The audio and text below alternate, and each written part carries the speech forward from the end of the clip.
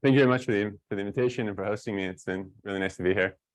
So today I'm going to talk about one subfield within quantum thermodynamics called non-commuting charges, and specifically their effect on entanglement.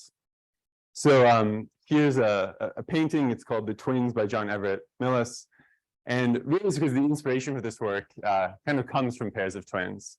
So in biology or in sociology, they'll use these things called twin studies, where ideally the idea is that you have two people who are identical in every way except for one.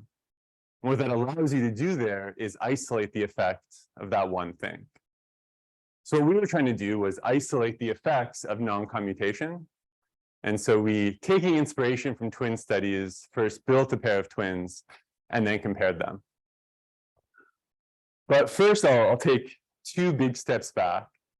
And first, I'll introduce the motivation for studying quantum thermodynamics. I feel like there's also some seats up here for those who come into if you like. And so I thought, I'm here in an institute with lots of people who are studying quantum information and quantum computing. So let's really think of quantum thermodynamics as another opportunity to apply quantum mechanics to advance the field forward. So we've seen the power of connecting quantum mechanics to different disciplines, medical imaging, the abundance of laser-based technologies, and close to here, the application to computing. If we go back to quantum computing before 1994, really there was some important questions that had to be asked. Before Shor's algorithm, we're really wondering, is there an advantage to using quantum systems for computing? And there was seemingly insurmountable obstacles at the time. I think most notably, is error correction even possible? So there was kind of this moment before we really understood the power of applying quantum systems to computing. So I think now we're really asking the question of what can be achieved by taking quantum systems and applying them to thermodynamics. I think questions have arisen around efficiency in thermal machines with heat engines, quantum batteries, quantum memories. So there's a review here for those interested who maybe aren't as familiar with quantum thermodynamics, and also a reference to Nicole's book on the field. So that's the field as a whole. This is the piece of the pie that I kind of work in.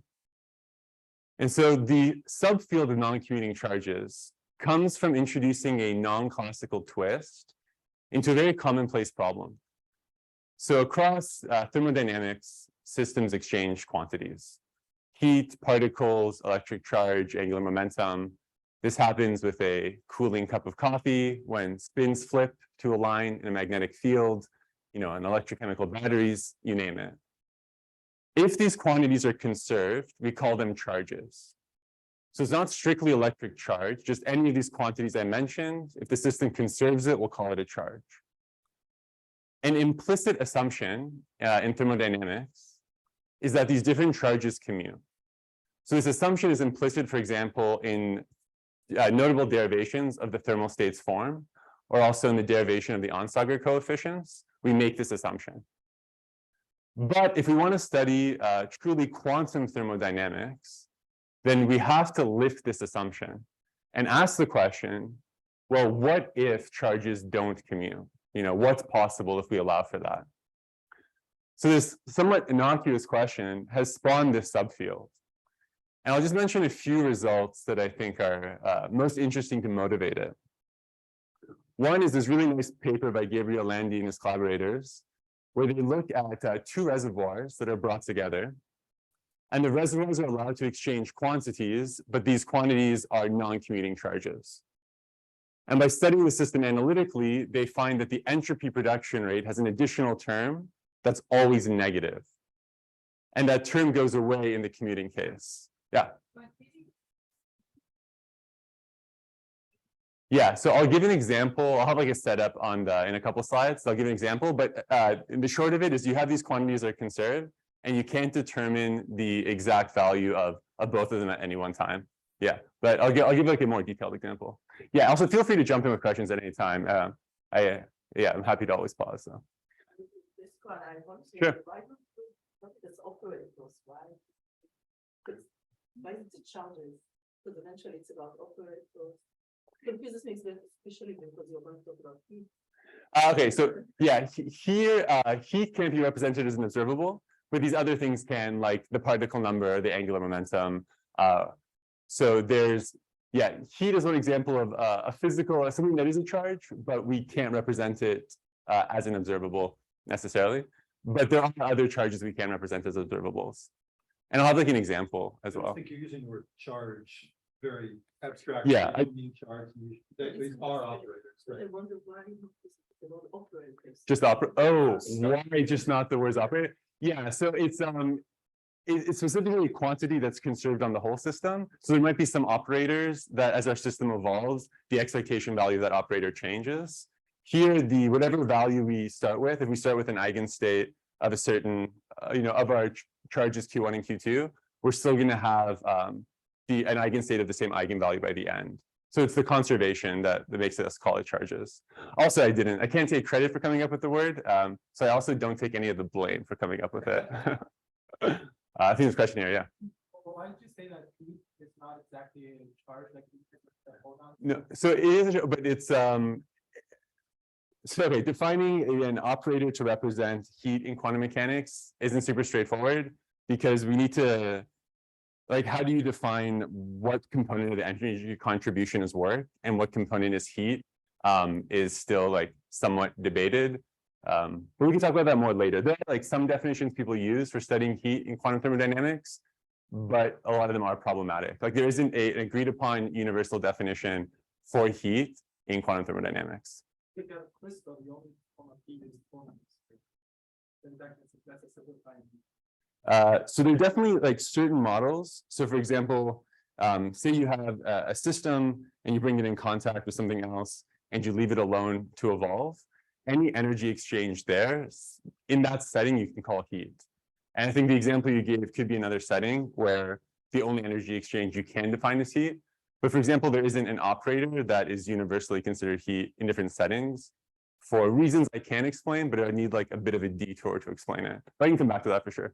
Yeah. Is heat even conserved? Shouldn't we just say energy is conserved and energy is a charge? So yeah, energy is a charge, but it's a kind of a unique charge in that when we're studying closed quantum systems, it is always conserved. But you might be interested in breaking this energy conservation into its two components. And then once you try to do that breaking, having a universal agreed upon definition for that breaking isn't what's agreed upon. Yeah. That's great. Everyone's actually paying attention and interested, so thank you. So I'll continue the entropy production rates. And just to coming back to the setup, we have two reservoirs and they're exchanging quantities, and these quantities aren't commuting. And what they find is that the rate of entropy production decreases when these charges are non-commuting. And so when we think of decreases in rates of entropy production, one potential application I think naturally our mind would go to down the road is this application to quantum heat engines. Can we come up with some type of engine cycle that takes advantage of this reduction in entropy production? So that's kind of one avenue of research that's of interest. Related to that, and maybe where you might have thought of if I'm mentioning entropy production rates decreasing, is also a hindrance to thermalization. So there's been different results that have suggested that the presence of non-commuting charges may hinder thermalization.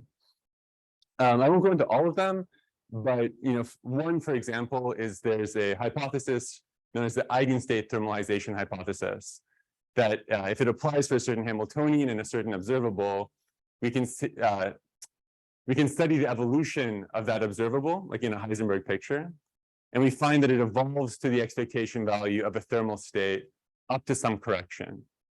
But when non-commuting charges are present, in some cases, that correction becomes bigger. So it's been suggested that non-commuting charges may hinder thermalization. And opposing thermalization is something people who study quantum batteries and quantum memories are obviously interested in. And then finally, this isn't a purely theoretical field. Just recently, in the last year and a half, the experimental testing of these ideas has begun. So there was a paper which found a systematic approach to developing Hamiltonians that conserve non-commuting charges. And then they were recently implemented on a trapped ion system experimentally. So that's kind of an overview of the field of non-commuting charges and some results to kind of motivate why we're interested in studying it. And then So that's the field where it's at.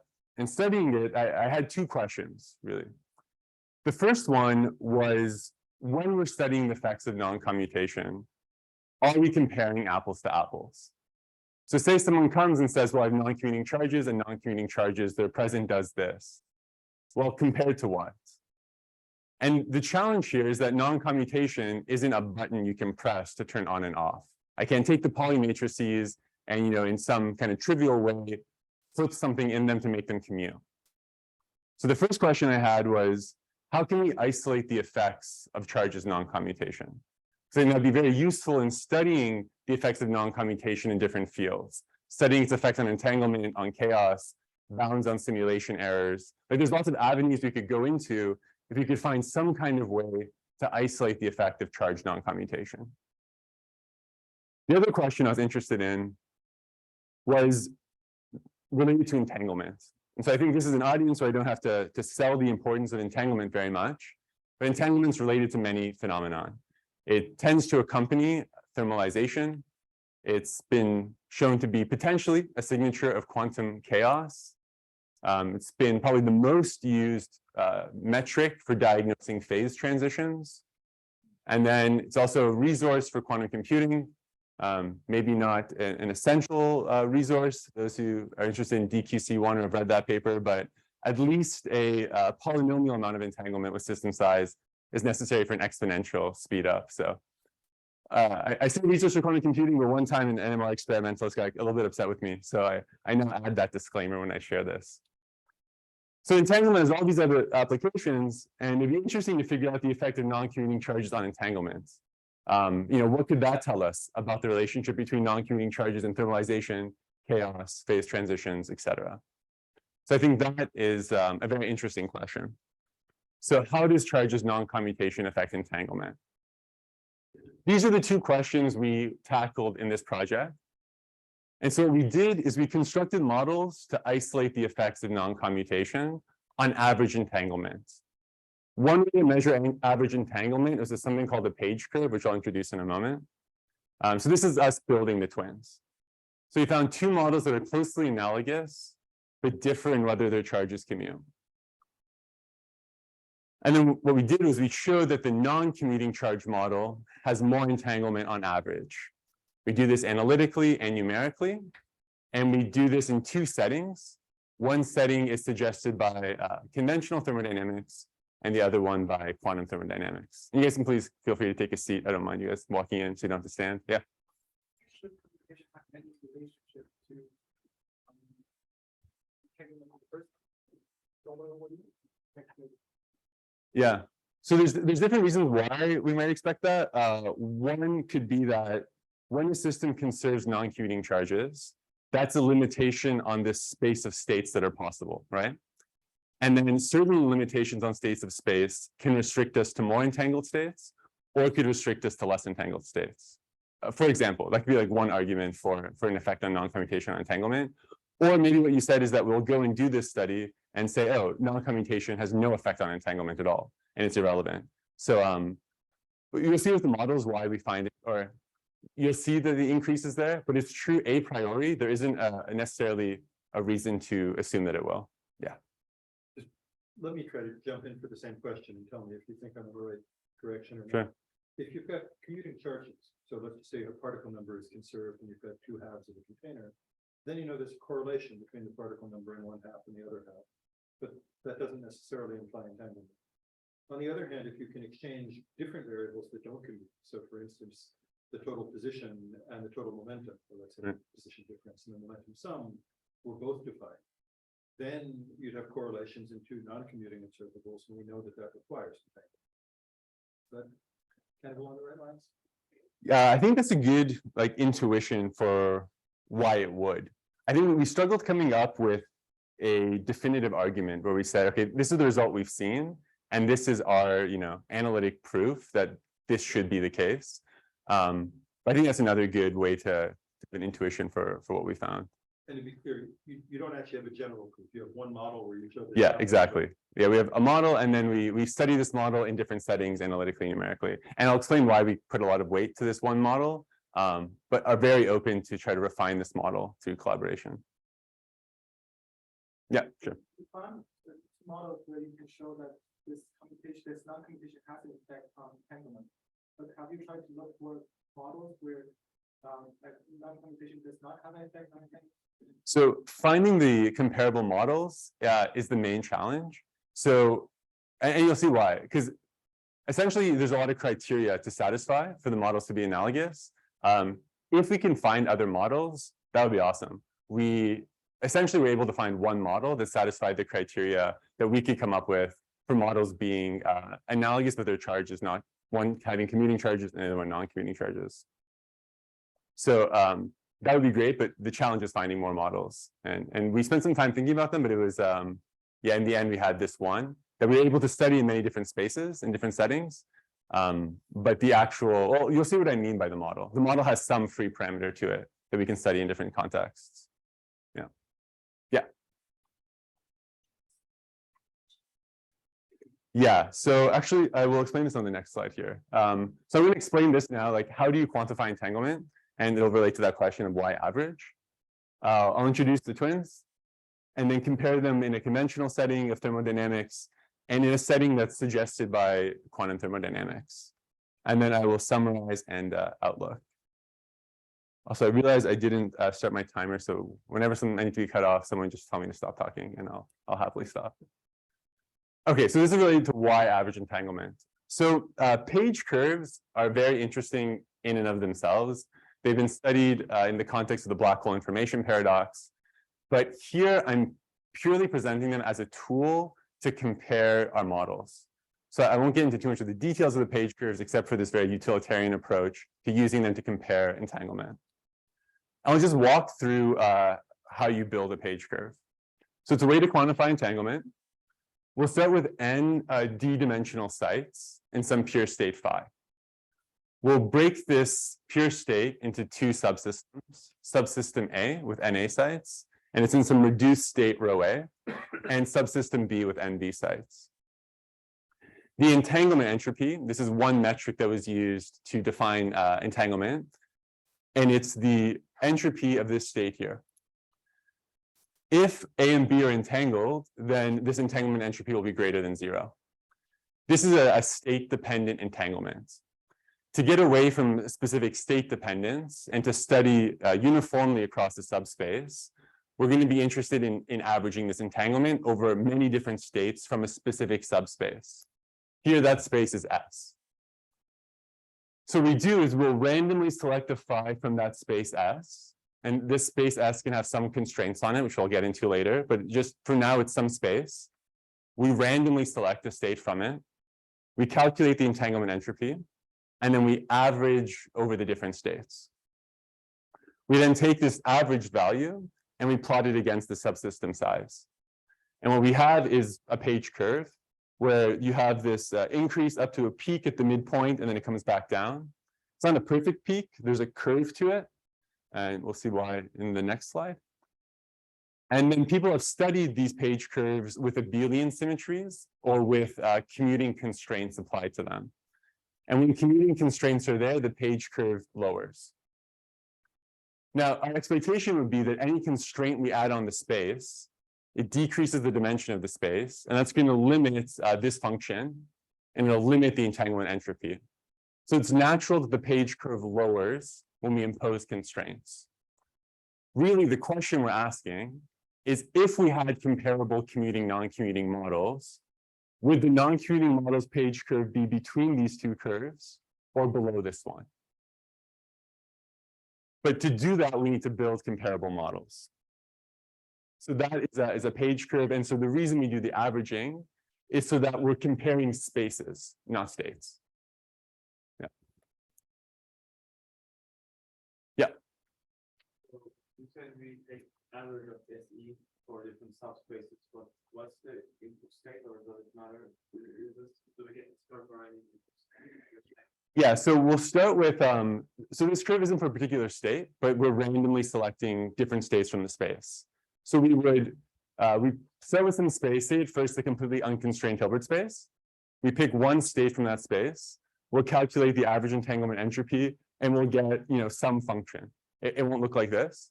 We'll do that many, many times in average, and then we get the nice curve. Good question. Does it make any difference whether you average over different partitions of the space, or since you're averaging over all states, it's all symmetric? Yeah, it's symmetric. So we could like pick one state, do it for like one size, pick another state, do it for one size, or we could do it the other order. Like you've drawn it here with sort of local subsystems, but I could come up with many other combinations of NA and NB sites. Oh, here. But since you haven't assumed any local Hamiltonian or anything like that, I'm guessing that also doesn't matter. Yeah, so the particular Hamiltonian that could. right. So with page curves, the reason Hamiltonians don't appear in their formation is because we're trying to capture chaotic non-integrable dynamics, and we just get that from the random sampling. Yeah. Okay, great. Okay, so one more piece that you need to know about page curves is the best known example of the page curve is the unconstrained page curve. And this is the first one done by Don Page. And here the page curve has two terms. One is log, I can bring that up, log of d to the NA, or log of the dimension of the subsystem, minus some other term. So the log of the dimension, that's going to give us the maximum possible entanglement entropy. So the page curve, you can always break it into the maximum possible value minus some other term. And these two terms have physical significance. And I'll explain that here. So let's begin with the maximally mixed state on our whole space, not just subsystem A, and then trace out subsystem B. So that's this state here. And we can take the entanglements of that. So we're starting from the maximally mixed state, trace out subsystem A and calculate its entanglement entropy. This gives us this upper bound. This is what this function would be here. We call this term here the state counting term because we can determine it with analytic arguments, essentially combinatorial arguments, based on the dimension of the global system and the dimension of the subsystems. So it's kind of nice in that this maximum value is easy. Well, shouldn't say easy. It's possible to calculate. Well, this one's also possible to calculate, but much, much more challenging. Sorry, you got me really confused now for two reasons. One is your original definition presupposed that the whole system was in a pure state, so that the subsystem entropies were a measure of entanglement. And secondly, if you really have the maximally mixed state, there is no entanglement, right? There is entropy. So if the whole space is maximally mixed, and then you take the reduced state of subsystem A, and then that's going to give us an upper bound on the entanglement entropy, because it's the log of the dimension of the system. Okay. So the you actual entanglement though is zero, but you're going to calculate some upper bound that's not zero anyway. So no, not quite. So you'll have so the whole space is in a mixed state, and you take like a subsystem of that and like trace out the rest. There might be different degeneracies there too, right? You won't necessarily have a mixed state on the maximally mixed state on the subsystem. I'm trouble believing that. If you have a maximally mixed state of the whole system, you don't necessarily have a maximally mixed So like state of the subsystem. when you trace out, like certain states can have more weights than others. So like when you're kind of summing over, you might group like one element together versus 5 elements together versus 10 elements. Surprised, but that's Yeah, okay, so yeah, I'll ask okay. more about it later. Sure, yeah. Trying to explain what I understood why we're doing this. So if we have a maximally entangled state, the subspace will be a maximally mixed state, right? So maybe is that the reason we are using a maximally mixed state, taking its subspace? That subspace is already maximally mixed if we have. No, he's just denying that. Yeah, this so- is necessarily the case. Yeah, so the global system will be maximally mixed, but then like any subsystem of it that doesn't necessarily going to be. Depending on how you trace, 'cause when you take the partial trace, one way to think about it, say you have like an identity matrix, you have a bunch of ones down the middle. You take the partial trace, you're summing different terms together, but you're not necessarily summing an equal amount of terms. So maybe you sum like 2 of the terms together, and then sum 4 of them together, and then 8 of them together, and you'll still get a diagonal matrix, but the diagonal matrix will not have an equal weight on each state afterwards. Yeah, it's like it's part of this is like the derivation for the thermal states form, for example. Like you start from the identity, and then you trace out parts of the subsystem, and then you're left with a thermal state. So like that's part of the derivation, for example, of the thermal state in quantum mechanics. Yeah. So this is to give us just an upper bound, and it'll be important for us later. This bracketed term, so I take the upper bound and I just add the difference between these two terms. And this term is called the interference term because it arises from the interference between different states when you do the averaging. So maybe just to make it simple, the takeaway of this slide is the entanglement entropy has this upper bound known as the state counting term. This is a term that we have a technique, an analytic technique that we can apply here to determine. We can determine this. This one is harder to determine analytically. And I guess that's the takeaway from this slide, so I'll come back to that piece. The page curve can be approximated as the state counting term when this term is very small. So we have some d to some exponential here. If NB is much greater than NA, this term becomes very small. And we can approximate the page curve as the maximum. When that becomes relevant, I'll mention that so people can ask more questions about that. Yeah, sure. Asymmetry between A and B come from? So it doesn't matter. Like it could be NB much, like it could have the opposite, NA much greater than NB. Should there be an absolute value there? From this term? Sorry. The expression. Yeah, I see what you're saying.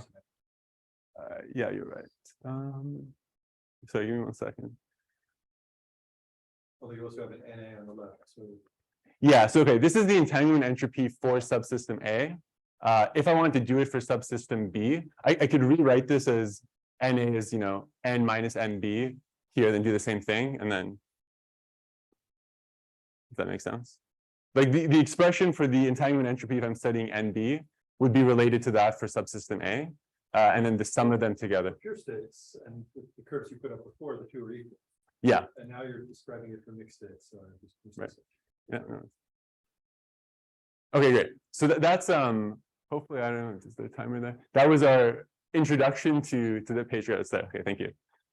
Okay, so now we want to build analogous models. I think it just comes back to the question you're asking of like, how do we compare these things?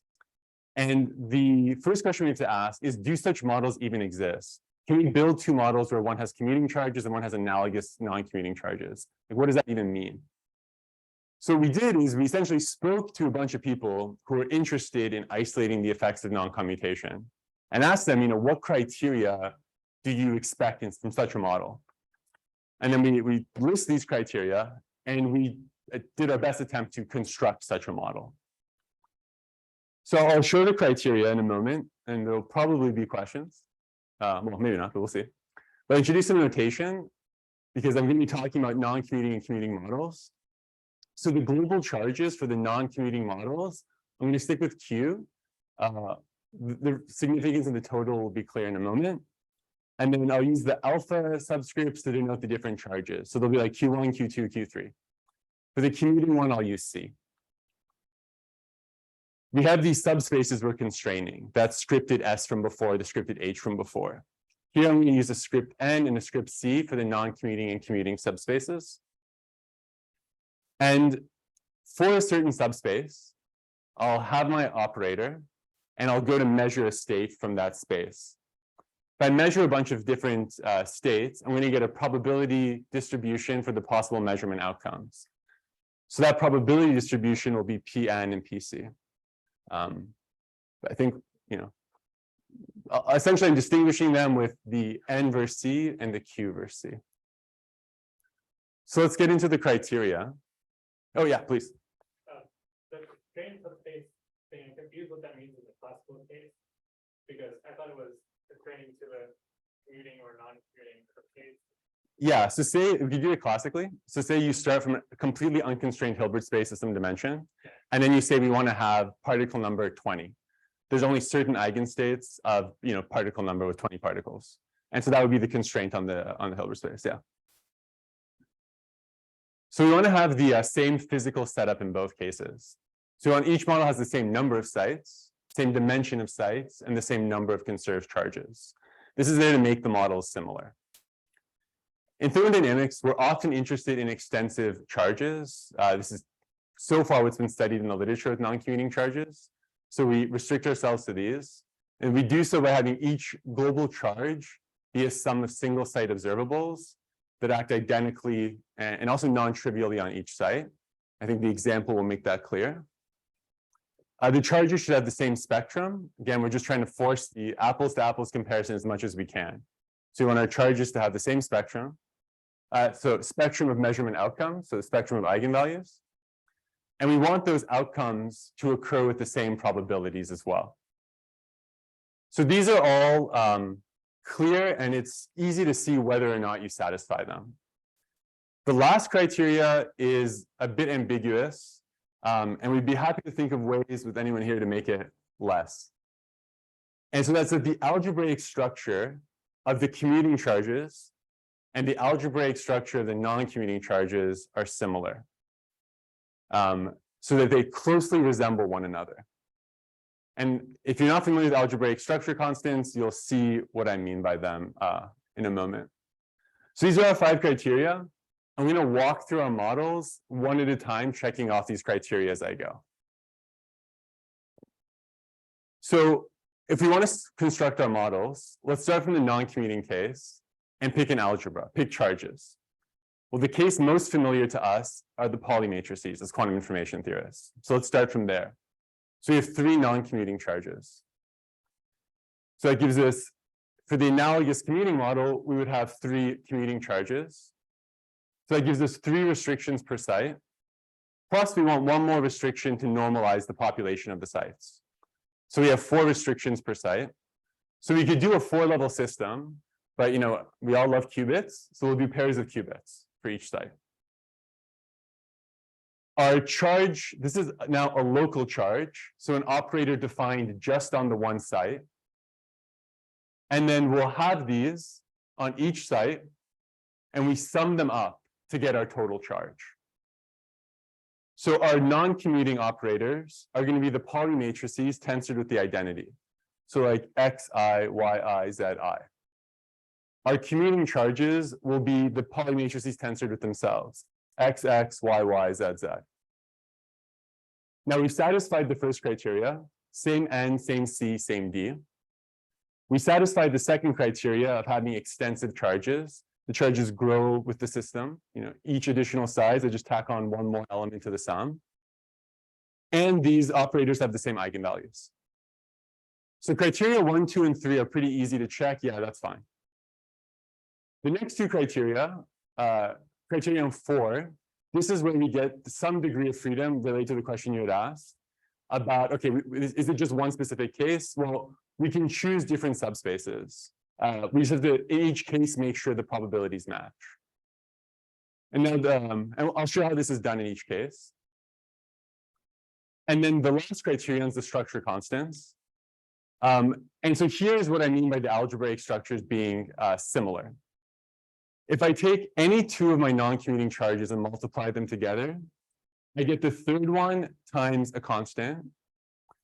If I do 2 of my commuting charges, I get the third one times a constant. Essentially, the difference comes from this term here, which gives us some preference in the ordering, some effect on the ordering here. And the non-commutation comes in here. So I could have also, somebody asked, why didn't I multiply each of these with an I? And that way, this would have been C alpha, C beta, I, C gamma. I just didn't think of it at the time, but the math works out the same. I just scale all the charges by an I. But the difference comes down from the Levi-Civita symbol. And then also multiplying any 2 charges of equal indices gives us the identity. Okay, this is our analogous models. Any questions about the models? Because now I'm going to compare them. And the comparison won't take so long. So I think you had a hand, and then, yeah. The question of the higher one, you did multiply them by I, then when they have different spectrum. Oh, great. I wish you were there in my last talk. Yeah, yeah, good point. They would have had different spectrum. Well, yeah, like the eigenvalues. No, I think you're still okay. You could have plus or minus 1 still, but you have like an I on your eigenvector.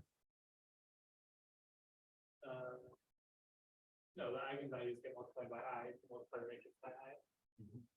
Oh yeah, of course, you're absolutely right. Yeah, I should have. I wish I had you there last week. So it's the fact that one has imaginary spectral constants and the one has real spectral constants. Yeah, does it come from that? Fundamental, or Well, so if this was imaginary and if that was the only case, then in theory, like there isn't anything about flipping them that would matter. Like the flipping is changing the structure constant is what introduces the non-commutation. So having the real structure constant versus imaginary, I don't think would make the difference with non-commutation to commutation. That's convincing. Yeah, and you had a question. My question was just for this like I just have like it's probably not a question. It's just Yeah, cool. so how do you extend this to like more than like 3 charges? It's No, it's good. So you're asking like, can we create a model with more than 3 charges? Yeah, so we thought about other models. In the end, we had like one that we could come up with that satisfies all the criterion. It gets challenging with matching these probability distributions when you get more sort of complex systems with more charges. Like satisfying this criterion just becomes harder the more different probabilities you have to match. But in theory, that'd be, I think, interesting and hopefully possible. So this model is just 3 charges. Yeah, just 3 charges for this model. Yeah, good call. Yeah. Entertain a super basic question. On the Please. slide. Yeah. In what way are these Gateworth charges? I'm stupid. Like So in which way are these charges? yeah, or I guess the Q1 C1 like. Yeah, sure. So this is some local observable, right? Like I can measure the expectation value of this. So this is some quantity. One physical way to interpret it is it's the spin angular momentum of the first qubit. And so I have 3 of these quantities here, and if I sum them up, I still get an operator that will have some expectation value, right? And so the observable that I'm taking the expectation value of there, that's my charge. So here it's kind of straightforward to interpret, or more straightforward than here, in that this charge summed over all the sites gives you the total x component of the spin angular momentum on your first qubit. And this then the y, this then the z. Yeah.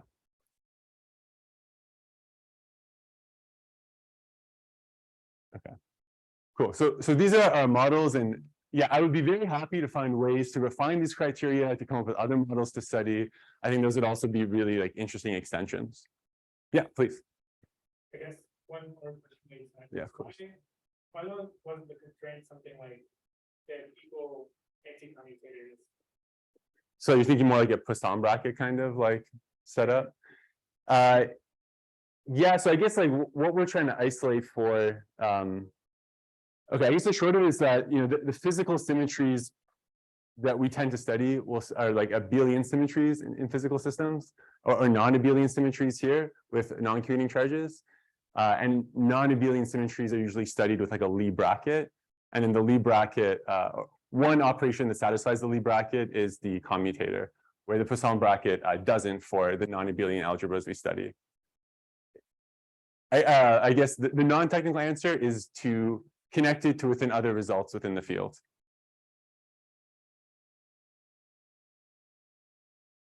Okay, so if you're convinced these models are somewhat comparable, I will maybe just briefly go through this part, and because I really want to spend time on the outlook.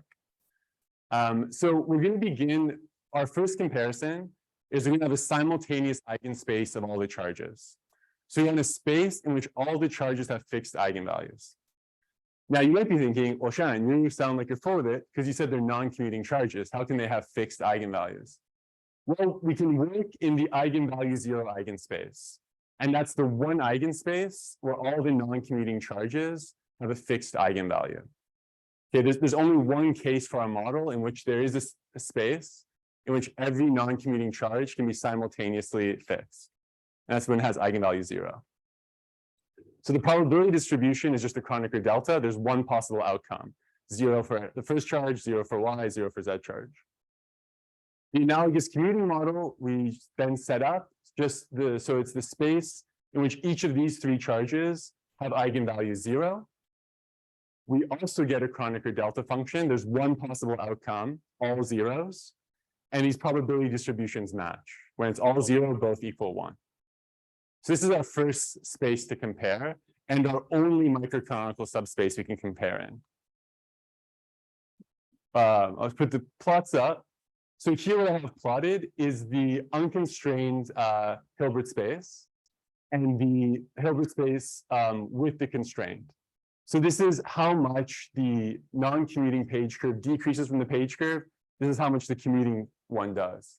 So the takeaway here is that since the non-commuting page curve is greater at every point that we plot here, from these numerics, it suggests that the non-commuting model has more entanglement entropy, has a higher page curve. Now, you might think these are small systems to be studying, like n equals 8.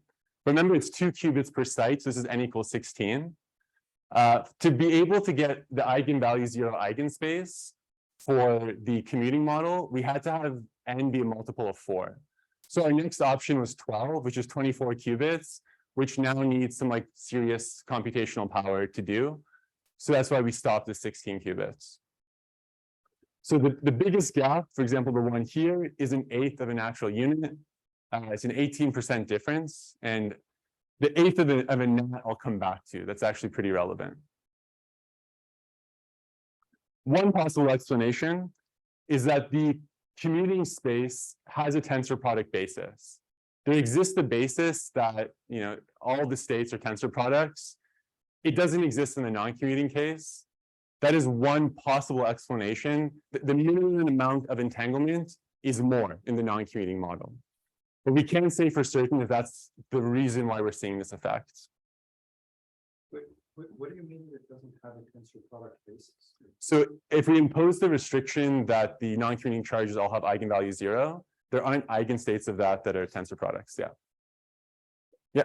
I'm actually slightly confused about this now. So you're initializing it in some like state that satisfies your constraint of eigenvalue, and then you're letting it solve it. I know. So we have a space of states. Like imagine all the possible states, you list them out that satisfy this constraint.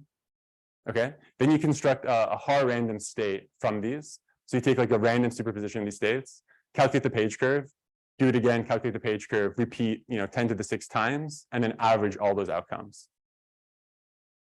Right. I guess, and then my follow-up question is related to your has no tensor product basis available, which basically means that doesn't have product states available for it. So does is that sort of a problem in the comparison? If you just start off with entangled state, then of course you'll expect it to be more entangled. Yeah. So there's no guarantee that when we're drawing states for the commuting charges, the odds of getting a tensor product state when you're Haar randomly sampling from a superposition of them is minimal, right? You're going to get an entangled state most likely in both cases, but the minimum possible amount of entanglement is less here. So that's why we propose it as one possible explanation. Because it also might not be relevant, just because in each case you are creating very highly entangled states both times by Haar randomly sampling from these spaces and creating superpositions.